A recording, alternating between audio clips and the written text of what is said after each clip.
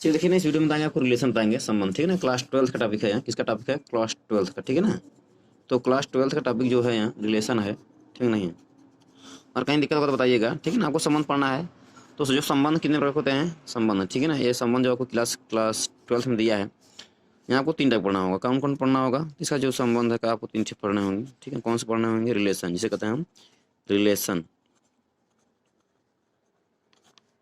कैसे पढ़ना होगा? रिलेशन 3 थे ना। तो पहला आपको स्वतुल्य संबंध। कौन संबंध है? स्वतुल्य संबंध। स्वतुल्य संबंध। दूसरा क्या है यहाँ? सममित संबंध। सममित संबंध। तीसरा क्या है यहाँ? संक्रामक।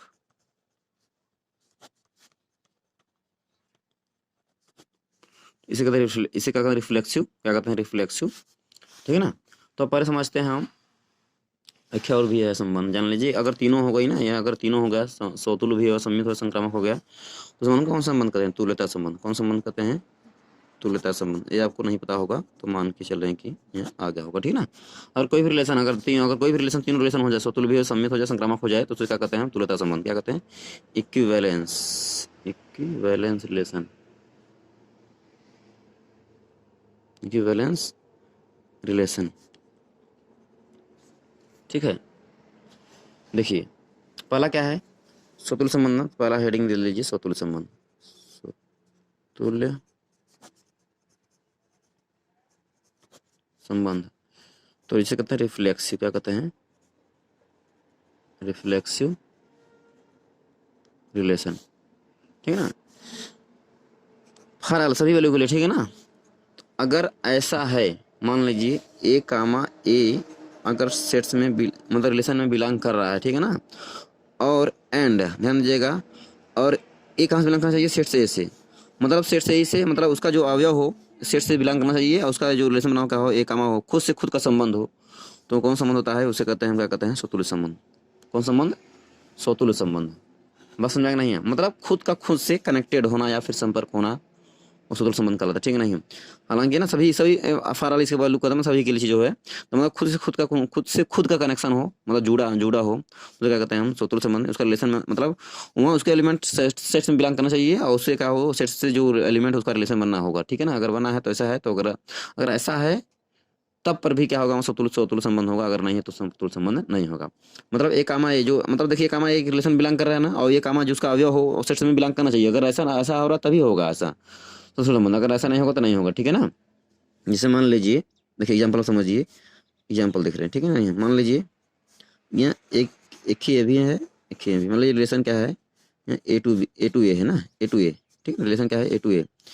समझिए यहाँ रिलेशन क्या है? मान लीजिए R such that A to A है। ठीक है, तब क्या होगा? मान लीजिए इसका एक है, यहाँ दो है, यहाँ तीन है, यहाँ एक है, यहाँ दो है, यहाँ तीन है। ठीक है, एक का संबंध एक से, दो का संबंध दो से, तीन का संबंध तीन से। अगर रिलेशन में बन रहा है कि एक का संबंध एक से है, ठीक है ना, और दो का संबंध दो से है, ठीक है कि नहीं है, और तीन का संबंध तीन से है, अगर ऐसा है, खुद खुद संबंध है कि नहीं है, तो क्या होगा? यहाँ आता है स्वतुल्य संबंध है। आता है स्वतुल्य संबंध।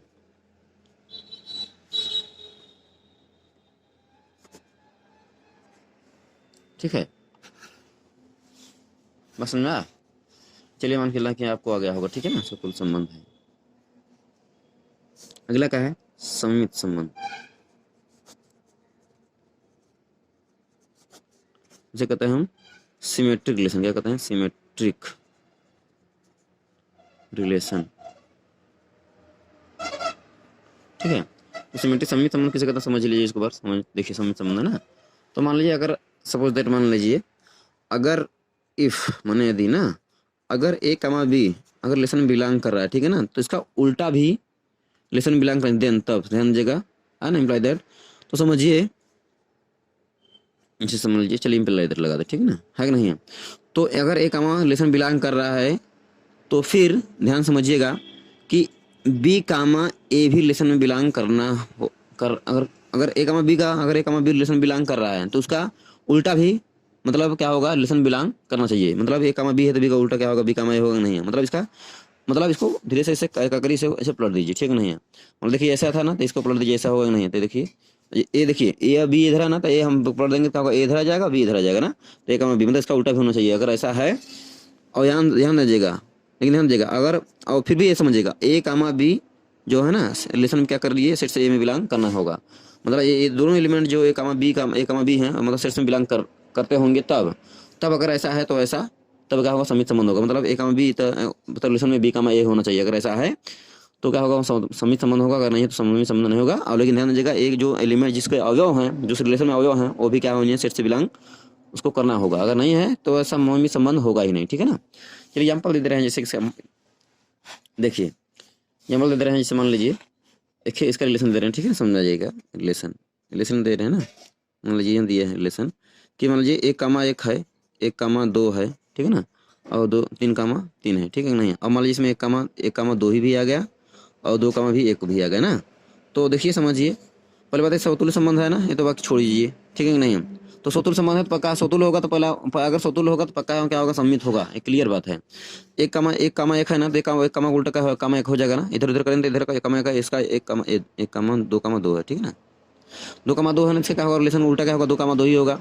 ये भी पास कर दीजिए, ये भी पास कर दीजिए, तीन कामा तीन, उसका इसका ये भी क्या होगा, इसका और इसका सम्मित संबंध क्या होगा, इससे पलटेंगे तो ये भी आएगा, तीन कामा तीन ही आएगा, ऐसे पलटेंगे तब तीन कामा तीन आएगा। तो अगर देखिए एक का सम दो से है ना, एक का सम दो से है ना, तो देखो उसका उल्टा है कहीं, दो कामा एक है ना, है कि नहीं है। तो अगर ऐसा है तो यहाँ सम्मित संबंध है।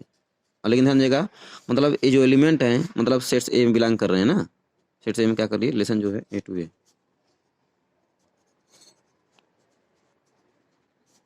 ये ले लीजिएगा, ठीक है ना। तो ऐसा रिलेशन में दिया गया है तो आता है सम्मित संबंध है।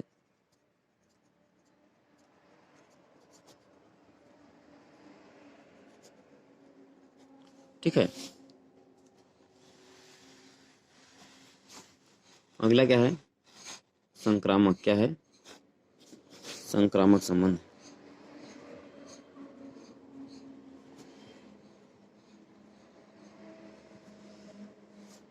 इसे क्या कहते हैं, ट्रांजिटिव, क्या कहते हैं, ट्रांजिटिव रिलेशन।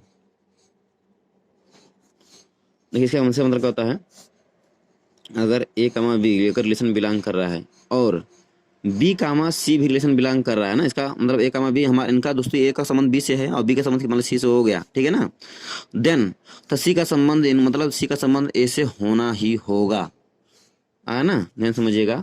अगर ए का संबंध बी से है और फिर बी का संबंध अगर सी से है तो बी को हटा दीजिए, इन दोनों को हटाकर अगर ए का संबंध सी से अगर मिल रहा है, अगर रिलेशन मिल रहा है, तब क्या होगा, वहाँ कौन संबंध होगा, संक्रामक संबंध होगा, ठीक है नहीं है। और ए कामा बी और कामा सी इस कहाँ बिलोंग करना चाहिए, सेट्स ए में बिलोंग करना होगा इनको। बस में ये आपको समझ में आ गया होगा यार, नहीं समझ में तो बताइएगा हमें एक बार, फिर समझ लीजिए। मान लीजिए ना, ऐसे समझिए, राम की दोस्ती जो है किससे है, मान लीजिए दूसरा लीजिए, श्याम की दोस्ती किससे है, मोहन से, किसके संबंध है, मोहन से, ठीक है ना। आज समझ नहीं है, श्याम का संबंध मोहन से है और मोहन का संबंध जो है मान लीजिए यहाँ, धर लीजिए यहाँ, मान लीजिए आपका भोलू से है, किससे, भोलू से ना, किससे, भोलू से। श्याम का संबंध मोहन से है और मोहन संबंध किसे, भोलू से है। तो अगर मोहन संबंध भोलू से है रिलेशन, ठीक है ना, देन तब फिर मतलब भोलू का संबंध श्याम से होना ही होगा, अगर ऐसा है तो संक्रामक संबंध होगा, अगर नहीं संक्रामक संबंध नहीं होगा। तो मतलब समझिए हम, तो समझिए श्याम का संबंध भोलू से करा दीजिए, तो अगर रिलेशन में अगर ऐसा आ रहा है। और ध्यान दीजिएगा, अब इसे कहाँ से बिलोंग करें, श्याम और का नाम हुआ है मोहन, क्या नाम है, मोहन, मोहन और कौन है, भोलू, कि कौन है, भोलू। अगर ये तीनों सेट्स में बिलोंग कर रहे होंगे, इनको सेट्स में रहना होगा, अगर ऐसा है, अगर ऐसा है तो समझिए क्या होगा, ये पूरे ये तो आपको होंगे ट्रांजिटिव रिलेशन होंगे ही, ठीक है ना। तो मान चलना कितना आ गया होगा, अगर नहीं आता समझ में बता दीजिएगा। इसका एग्जाम्पल देख लीजिए। तो एग्जाम्पल मान लीजिए, सपोज दैट मान लीजिए यहाँ एक कामा एक रिलेशन में मान लीजिए एक कामा एक है, ठीक है ना, और मान लीजिए एक कामा दो है, ठीक है ना। चलिए एक कामा दो हो गया, और सपोज मान लीजिए, चलिए एक और संबंध दे रहे हैं आपको हम, ठीक है ना, मान लीजिए, चलिए यही देख लीजिए, ठीक है नहीं है, संक्रामक संबंध है। तो देखो हम बता रहे हैं ना, एक का संबंध एक से है ना, है कि नहीं, एक का संबंध एक से, तो एक से स्टार्ट कहीं है, एक कामा दो से संबंध है नहीं है, तो इसको इसको इसको एक को हटाइए तो क्या मिलेगा, एक कामा दोनों, तो एक कामा दो तो खुद ही है यहाँ, इसमें आया क्या, एक का संबंध एक से है, फिर इसका इसका लास्ट वाला जो लास्ट वाला एलिमेंट है, ये दूसरा एलिमेंट, दूसरा एलिमेंट, उसका कोई संबंध किससे है, हाँ दो से है, तो दो का संबंध एक से है कि नहीं, दो का संबंध खुद से एक से है कि नहीं, ये दिखाई दे रहा है, तो क्या होगा, आता है संक्रामक संबंध है।